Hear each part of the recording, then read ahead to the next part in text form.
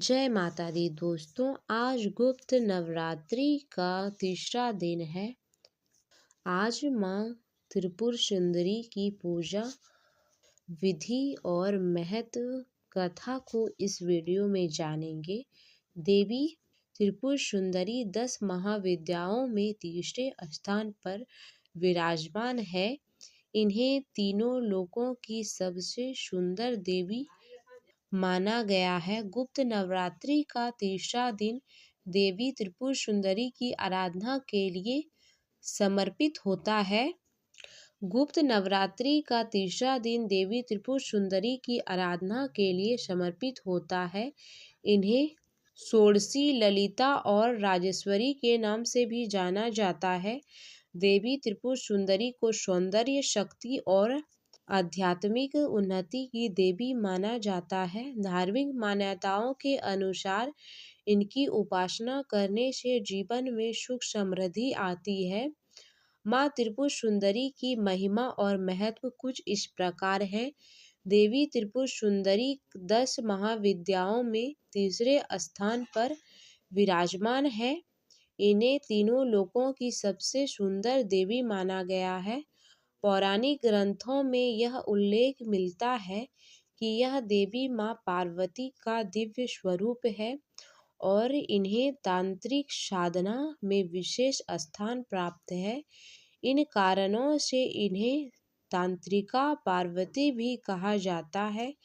देवी त्रिपुर सुंदरी 16 कलाओं से परिपूर्ण है और इनकी कृपा से जीवन के सभी कष्ट दूर हो जाते हैं।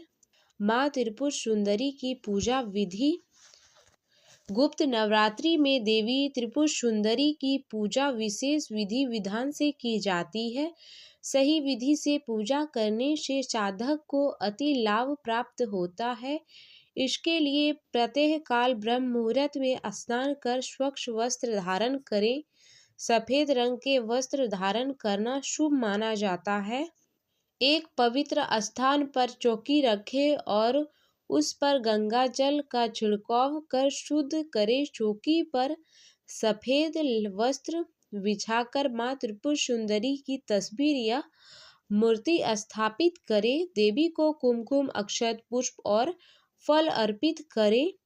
माँ त्रिपुर सुंदरी को दूध से बनी मिठाइयाँ या खीर का भोग लगाएं। पूजन के दौरान माँ त्रिपुर सुंदरी मंत्र का जप करें। इसके बाद माँ की कथा का पाठ करें और श्रद्धा भाव से आरती करें। पूजा के समापन पर कन्याओं को प्रसाद वितरण करें, जिससे माँ की कृपा शीघ्र प्राप्त होती है।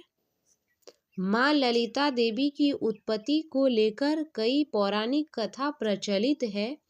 एक कथा के अनुसार भगवान शंकर के हृदय में धारण करने वाली सती नेमिष में सिंहधारिणी नाम से विख्यात हुई। देवी माँ को ललिता देवी के नाम से पुकारा जाने लगा।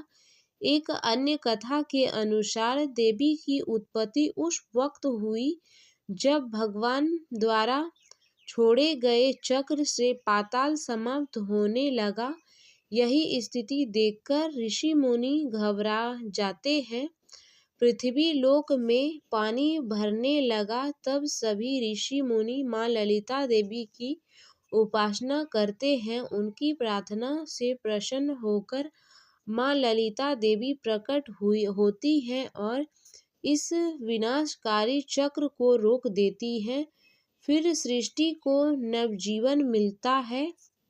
तो ये है माँ त्रिपुर सुंदरी की कथा। कैसा है माँ का स्वरूप? देवी त्रिपुर सुंदरी शांत मुद्रा में लेटे हुए भगवान शिव की नाभि से निर्गत कमल आसन पर विराजमान है। 4 भुजाओं में देवी के पास अंकुश, धनुष और बाण है। 3 नेत्रों से युक्त और मस्तक पर अर्धचंद्र को धारण करती है।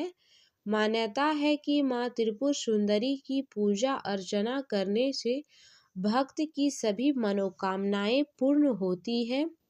यदि आपको हमारी द्वारा